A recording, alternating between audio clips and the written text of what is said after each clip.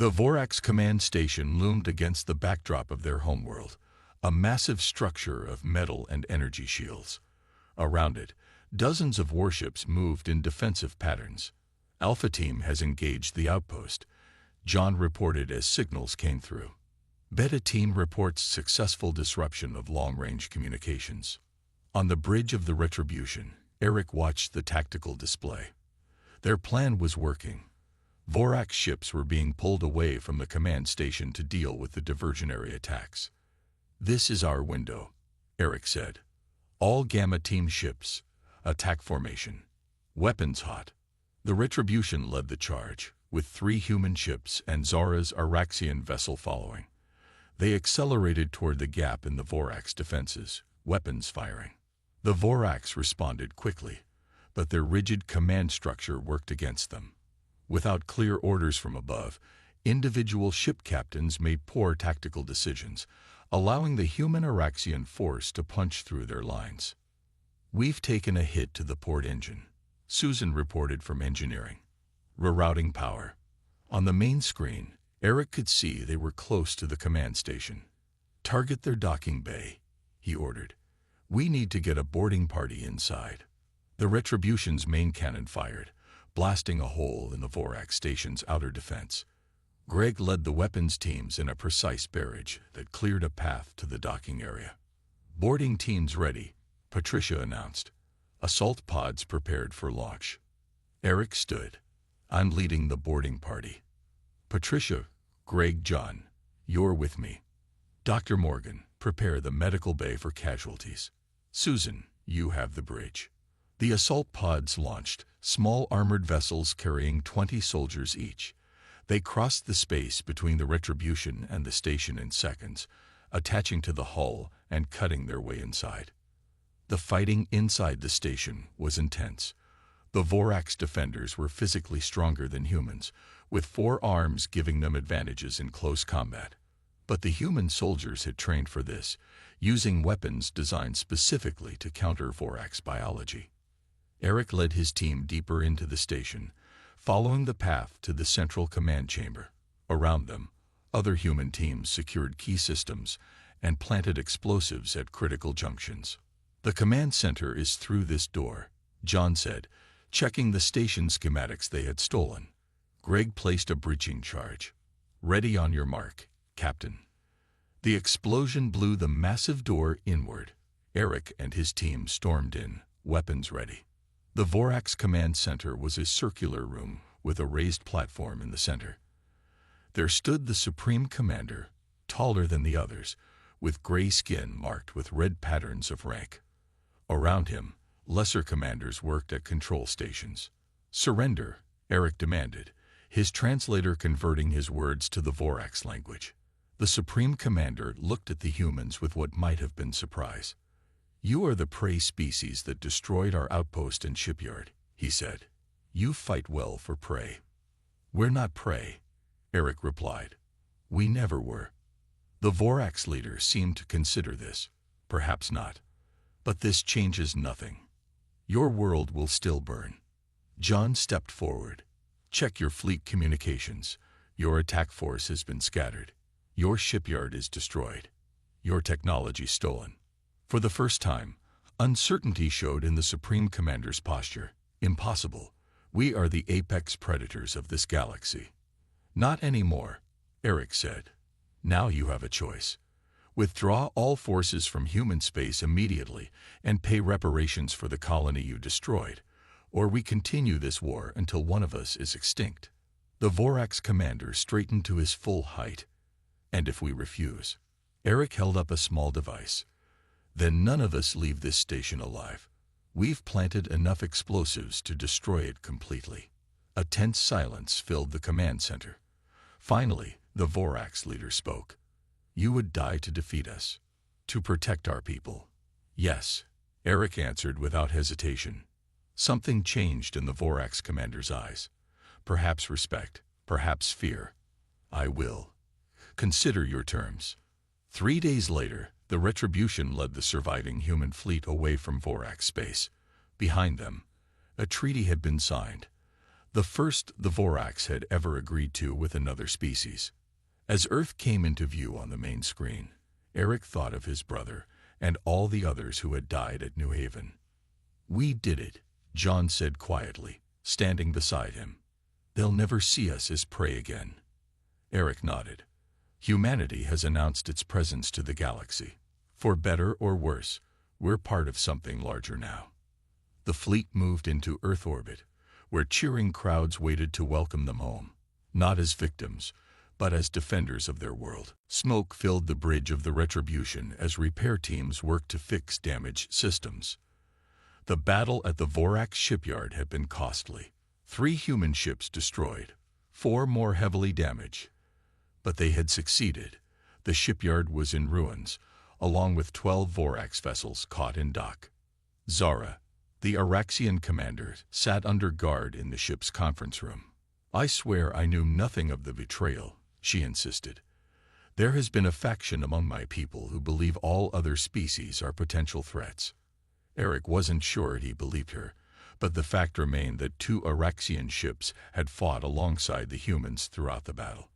"Your people paid a price too," he acknowledged. The fleet limped to a remote system to make repairs. Captain Linda Powell had saved the Defiant through skillful command. Though the ship would need extensive work, the human crews were tired but determined. They had bloodied the Vorax twice now. In the Retribution's communications center, John Martinez worked frantically at his console. "Captain," he called over the intercom, "I've intercepted Vorax transmissions. You need to see this now." Eric hurried to communications. On the screen, Vorax ships were gathering in massive numbers. "I've decoded enough to understand their plan," John said, his face grim. "They're preparing to attack Earth directly. A punitive strike to eliminate us completely." Eric stared at the data. How many ships?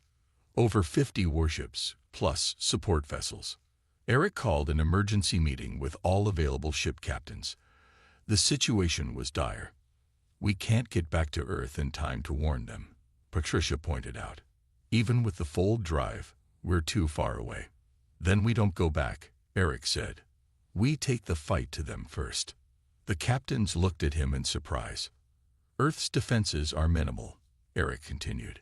"If 50 Vorax warships reach our system, they'll destroy everything. Our only hope is to hit them at their source." Captain Powell leaned forward. "You're suggesting we attack the Vorax homeworld?" "Not the planet itself," Eric clarified. "Their command structure. According to the data we've gathered, the Vorax operate on a strict hierarchy. Their entire war fleet is controlled from a single space station orbiting their homeworld." Dr. Morgan, who had been analyzing Vorax psychology, nodded. "They've never needed to distribute command because they've never faced a serious threat. They hunt weaker species. If we can take out their command station," Greg added, "their fleet will be disorganized. It might buy Earth enough time to prepare defenses." The plan was dangerously simple. The human fleet would split into 3 battle groups. Alpha Team, led by Captain Powell, would create a diversion at a Vorax military outpost near their home system. Beta Team, under Captain Burke, would target their long-range communications. Gamma Team, with the Retribution and 3 other ships, would make the main assault on the command station. "This is Operation Guillotine," Eric told his officers as they prepared. "Cut off the head, and the body dies." Zara requested to join them. "My ship and crew will fight with you," she said. "Not all Araxians are traitors." Eric hesitated, then agreed. They needed every ship they could get. The mood was solemn as the battle groups prepared to depart. Everyone understood the stakes. If they failed, Earth would be defenseless against the coming Vorax fleet. John found Eric in his quarters, looking at an old photo of his brother who had died at New Haven. "The Vorax have never experienced defeat before we came along," John said. "They've always been the hunters, never the hunted." Eric nodded. "And that's our advantage. They don't know how to be prey." The Retribution's engines hummed as they prepared to jump to fold space one more time. Toward the heart of Vorax territory. Toward the most dangerous mission any human ship had ever undertaken. All hands, Eric announced over the ship-wide comm. Prepare for Operation Guillotine. For Earth. For New Haven.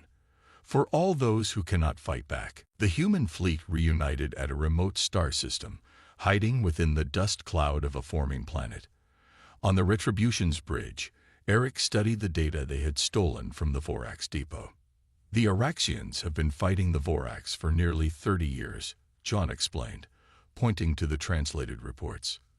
They're technologically equal to the Vorax, but fewer in number. Can we trust them?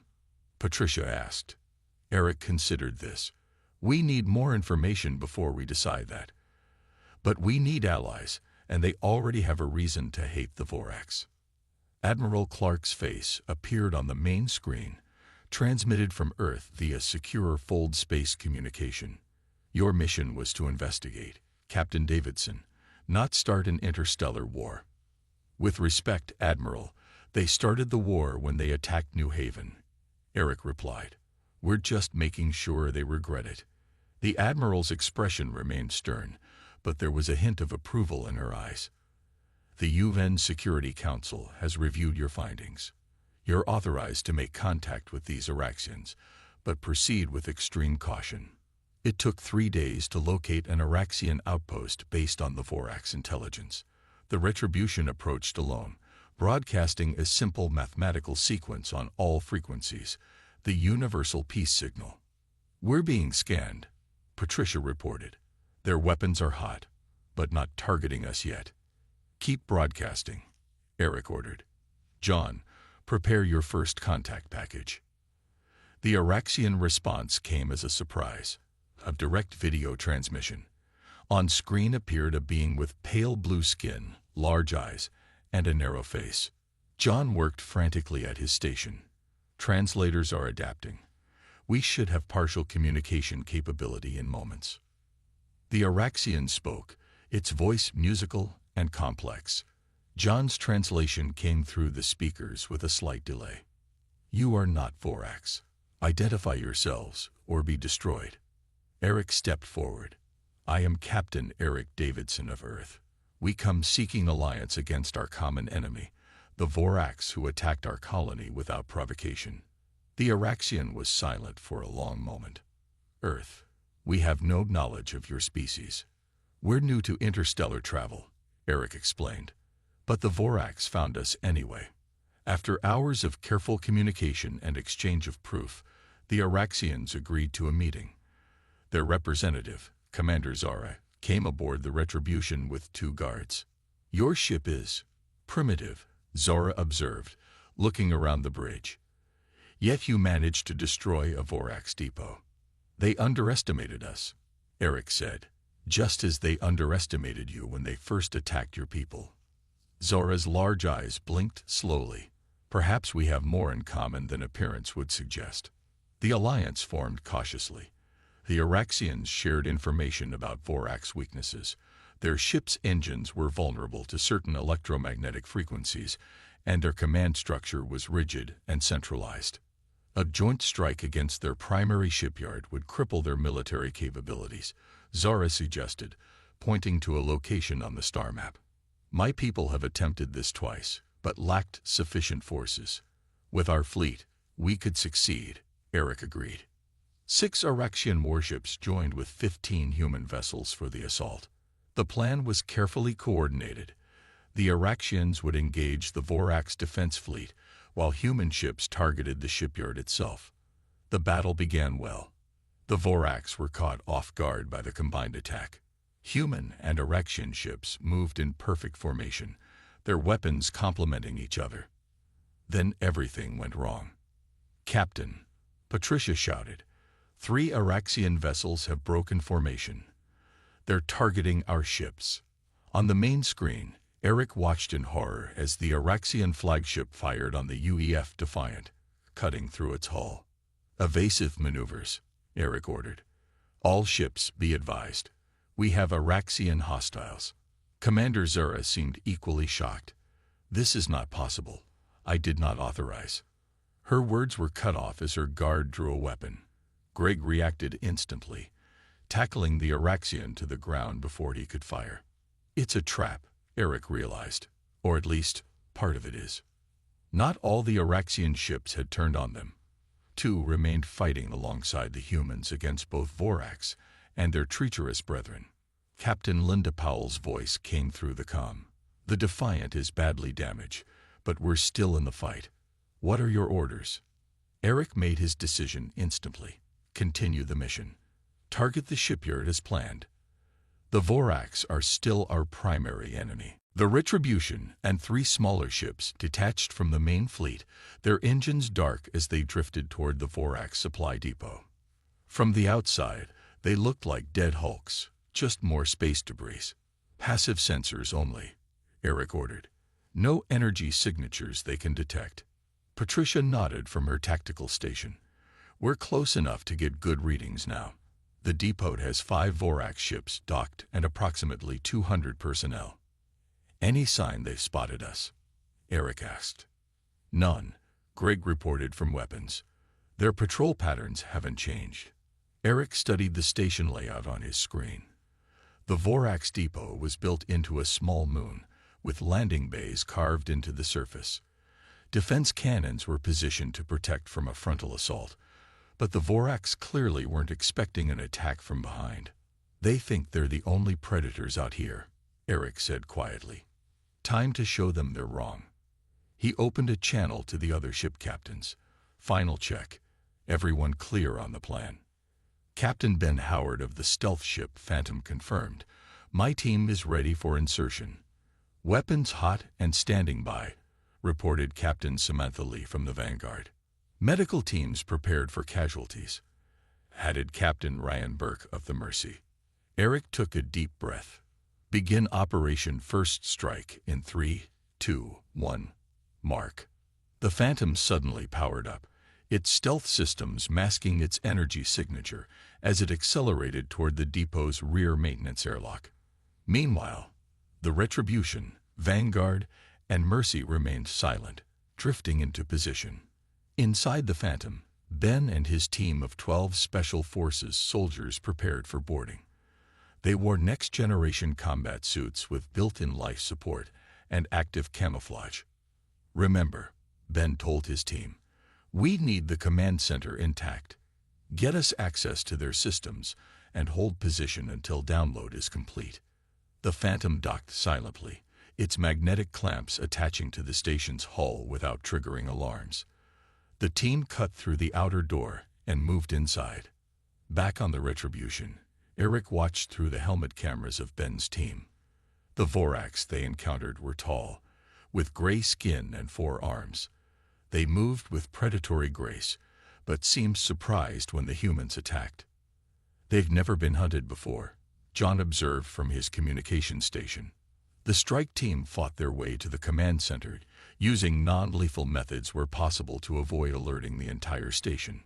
Once inside, they secured the room and began downloading the Vorax database. We've got what we need, Ben reported after 10 tense minutes. Beginning withdrawal. Eric nodded. Phase 2 begins now. On his command, the Retribution, Vanguard, and Mercy powered up simultaneously, their weapons targeting the docked Vorax ships and the depot's main power plant. Fire, Eric ordered. The human ships unleashed a devastating barrage. The Vorax defense systems, activated too late, already compromised by code Ben's team had uploaded to their network. 2 Vorax ships exploded before they could power up their engines. A third managed to launch, but was quickly disabled by the Vanguard's gravity weapons. The Phantom is clear, Patricia reported. All team members accounted for. Target the depot's reactor, Eric commanded. Let's make sure they know exactly who did this. The Retribution's main cannon fired, the beam cutting through the moon's surface to the power core below. The resulting explosion tore the depot apart from the inside. As debris scattered across space, Eric ordered a transmission on all frequencies. The message was simple, an image of Earth with the words, "You targeted the weak. We are not weak." The human ships retrieved the Phantom and jumped to fold space before Vorax reinforcements could arrive. In the Retribution's briefing room, John and Dr. Morgan began analyzing the stolen data. The information was more valuable than they had hoped. "We have locations of major Vorax military installations," John reported. "And something else. They are in conflict with another species called the Araxians. Potential allies?" Eric asked. Dr. Morgan shook her head. "Not clear yet. But there's something even more important. We found the location of the Vorax homeworld." Eric stared at the star map now displayed on the main screen. For the first time since the mission began, he smiled. "Send word to the fleet. We have our next target." The fleet moved through fold space, a swirling tunnel of light and energy that bent the normal rules of physics. On the bridge of the Retribution, Eric watched the main screen as the strange effects of faster-than-light travel played out before him. "Fold drive stable," Susan reported from engineering. "We're making better time than expected. We should reach the outer edge of the Proxima Centauri system in 18 days. Eric nodded. The technology was experimental but working perfectly. Any sign of detection? "None," Patricia answered from the tactical station. "As far as we can tell, our fold signatures are invisible to standard sensors." Life aboard the warship fell into a rhythm. The crew trained constantly, running simulations based on what little they knew about Vorax technology and tactics. John Martinez worked with the ship's AI to develop better translations of the Vorax language fragments they had collected. On the 12th day of their journey, an alarm sounded. "Captain to the bridge." Patricia's voice came over the comm system. Eric hurried from his quarters. "Report." "We're picking up a distress signal," Patricia said. "It's not human, and it's not Vorax either." John adjusted his equipment. "The language structure is unlike anything in our database, but the mathematical sequence is a universal distress pattern." Eric hesitated. Their mission was clear: find the Vorax and make them pay for New Haven. But they couldn't ignore a call for help. "Alter course," he ordered.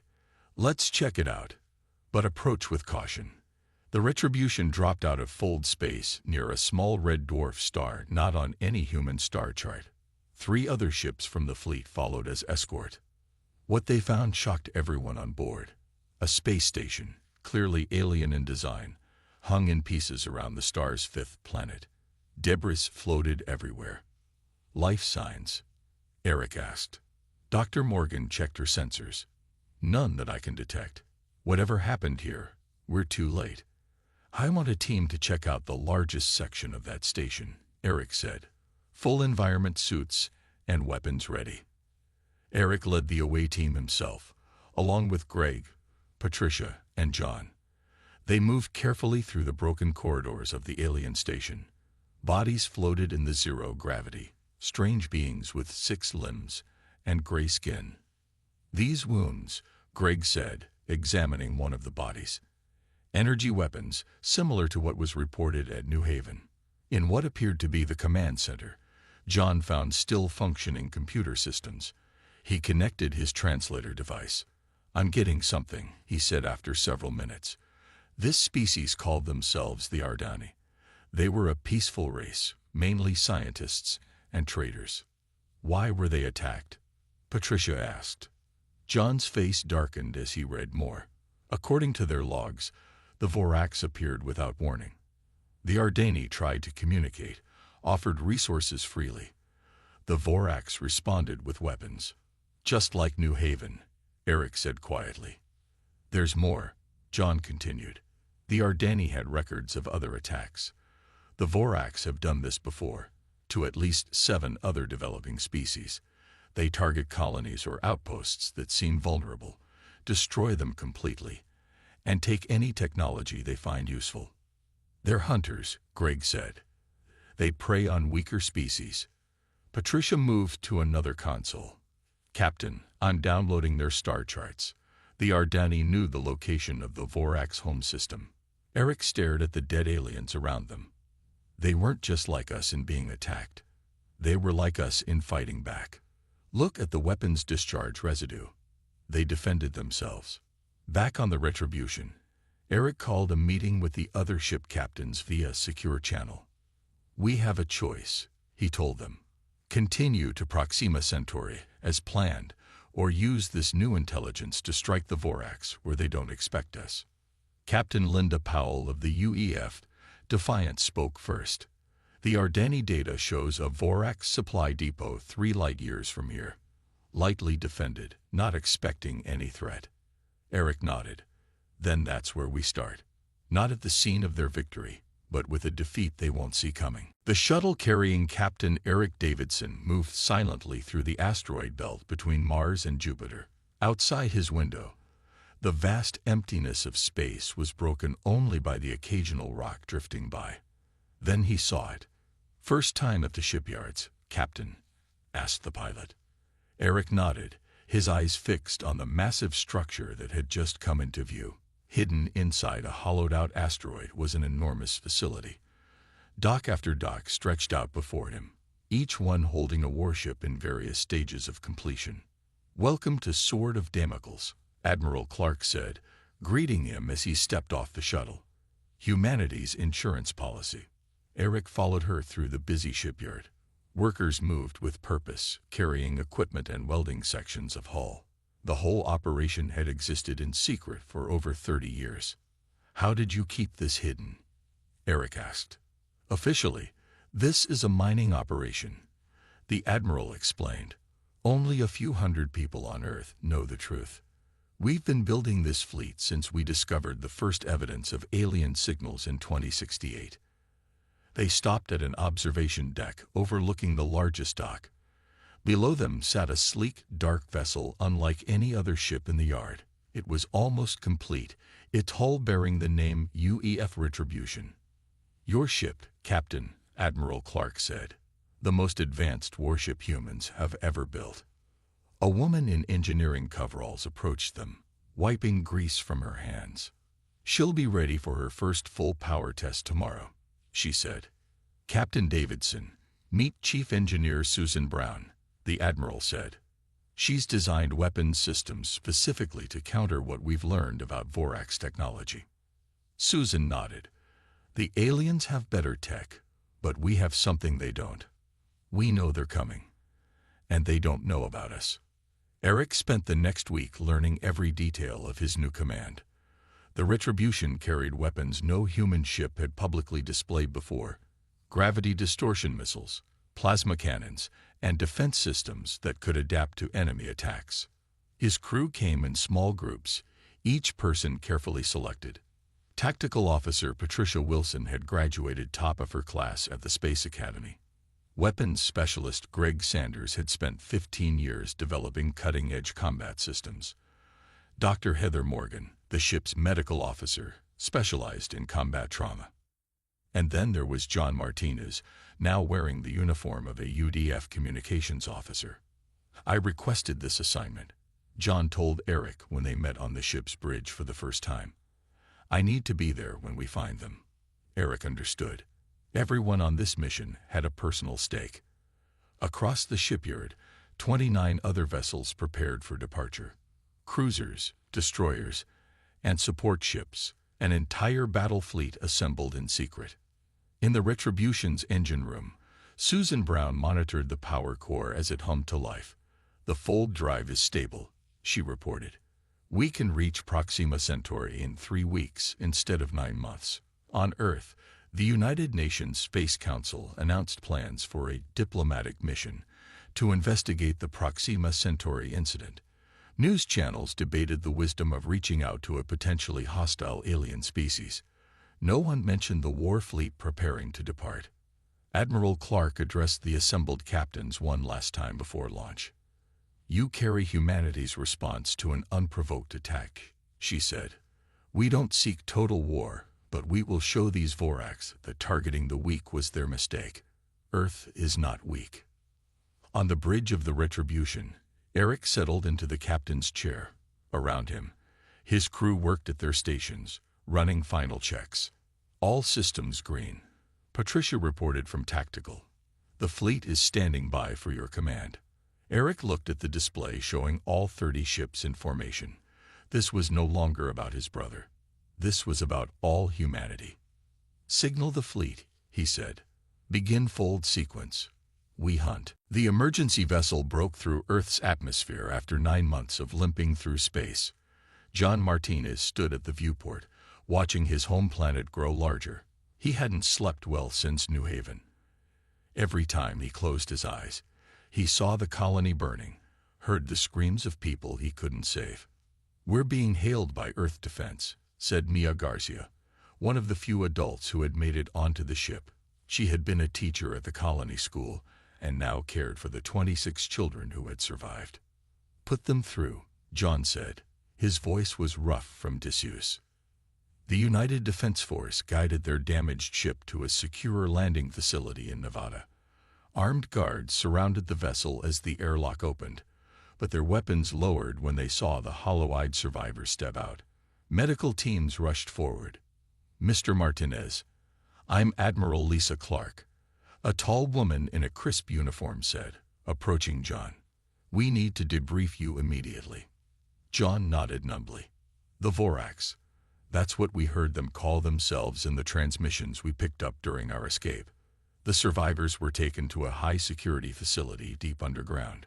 For 3 days, John and the others told their story again and again.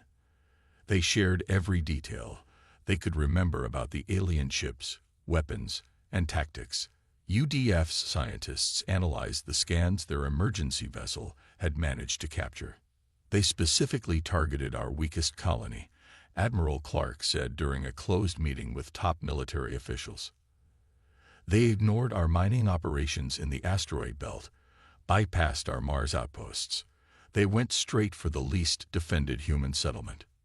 Captain Eric Davidson slammed his fist on the table. His brother had been a botanist at New Haven. "They're predators. They wanted easy prey." "We don't know that for certain," Senator Richard Green countered. He represented those who still hoped for diplomatic solutions. "Perhaps there was a misunderstanding." "A misunderstanding?" Eric's voice rose. "They slaughtered 2,000 civilians without attempting communication. That's not a misunderstanding." Admiral Clark displayed images from the colony's last transmission. "Our analysis shows the Vorax are at least 50 years ahead of us technologically. Their weapon systems are beyond anything we've developed." The room fell silent. "We need to approach this cautiously," Senator Green insisted. "Earth can't win a war against such advanced beings." "We can't just do nothing," Eric said, his voice low and dangerous. Admiral Clark nodded. "We won't." "Captain Davidson, how soon can you be ready to lead a reconnaissance mission?" "I'm ready now," he said without hesitation. While publicly the Earth government spoke of caution and diplomatic efforts, behind closed doors, the United Defense Force mobilized. Deep space radar arrays tracked the Vorax ship as it left the Proxima Centauri system. It was heading toward a region of space humans had yet to explore. John Martinez recovered slowly. The UDF provided the best psychological care, helping him work through his trauma. When Admiral Clark approached him 6 months after his return, he was stronger. "We need your help, Mr. Martinez," she said. "You're the only one who heard the Vorax communications. We want you to join a special team." John didn't hesitate. "When do we start?" In his private quarters that night, John looked at the photograph of New Haven's colonists taken on their departure day from Earth. So many smiling faces, so many dreams. He touched the image gently. "We'll make them pay," he whispered. Across the solar system, in secret facilities hidden in Earth's asteroid belt, ships were being built. Ships unlike anything humans had publicly acknowledged creating. Project Sword of Damocles had existed for decades, a contingency fleet designed to defend Earth against potential alien threats. The time had come to use it. The morning sun rose over the hills of New Haven, casting a golden glow on the fields of blue-green crops that stretched to the horizon. Dr. Alan Wright stood at the window of the research station, watching his wife Catherine take soil samples near the edge of the settlement. The Proxima Centauri system's light was different from Earth's. Redder, less intense, but after 2 years, it felt like home.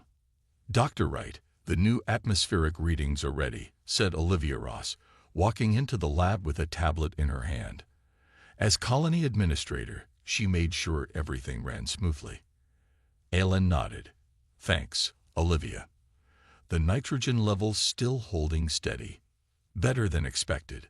The terraforming is working faster than our models predicted. New Haven was humanity's first attempt at settling another star system. 2,000 colonists, scientists, farmers, engineers, and their families, all working to build a new world. They had minimal defenses, just enough to deal with atmospheric issues and the occasional meteorite. Nobody expected trouble so far from Earth. In the security office, Frank Miller was ending his night shift when the sensors pinged. He straightened in his chair and tapped the screen. That's odd, he muttered. Something big had just entered the solar system, moving fast. Too fast for a natural object. He opened the comms channel. Administrator Ross, we have an unidentified object approaching from the outer system. Olivia hurried to the command center with Alan following close behind. The main screen showed a blip moving toward their planet. Could it be a ship from Earth? Catherine asked, having rushed back from the fields after hearing the alert. Frank shook his head. Wrong direction, and it's not broadcasting any Earth codes. The object slowed as it approached, and then they saw it. A massive ship unlike anything humans had built. Its surface was dark and angular, with what looked like weapon ports along its hull. Open a communication channel, Olivia ordered. All frequencies, all formats. John Martinez, a young communications officer, worked quickly at his station. Channel open. Broadcasting welcome message in all Earth languages and mathematical sequences. They waited. 5 minutes. 10 minutes. The alien ship continued its approach, silent. It's taking up position in orbit, Frank said, his voice tight. And I'm detecting smaller craft being launched. The first explosion took everyone by surprise. The northern agricultural dome burst into flames, killing the 50 people working inside instantly. We're under attack, Frank shouted, hitting the colony-wide alarm. Everyone to the emergency shelters. Alan grabbed the nearest comm unit. Catherine, where are you? The medical center, she answered, her voice steady despite the chaos. We're getting wounded from the North Dome. More explosions rocked the colony. The aliens, later identified as the Vorax, had targeted the power plant next, then the communication array. Frank mobilized the colony's small security team, but their weapons barely scratched the attacking ships. We need to evacuate, he told Olivia. The emergency vessel is our only chance. Olivia made the hardest decision of her life. Begin evacuation protocols. Priority to children and essential personnel with critical data. The Vorax ships methodically destroyed building after building. They weren't just attacking. They were hunting people who tried to escape. John Martinez helped load the emergency vessel, a ship designed to hold 100 people. Only 43 made it aboard, mostly children and a few adults to care for them. Neither Catherine nor Alan was among them. We can wait 5 more minutes, John insisted, standing at the airlock. Frank pushed him inside. No, they're targeting the landing pads next. You have to go now. The ship launched just as alien weapons hit the pad. John watched through the viewport as New Haven burned. He saw people running, saw the aliens land and move through the colony with terrible purpose. The last thing he saw before the emergency drive engaged was a Vorax soldier standing over a human body, studying it with clinical detachment. The ship limped away, engines damaged from the attack, carrying the only survivors of humanity's first interstellar colony. Their journey home would take 9 long months, 9 months of nightmares, grief, and growing anger. Earth would learn what happened, and Earth would respond.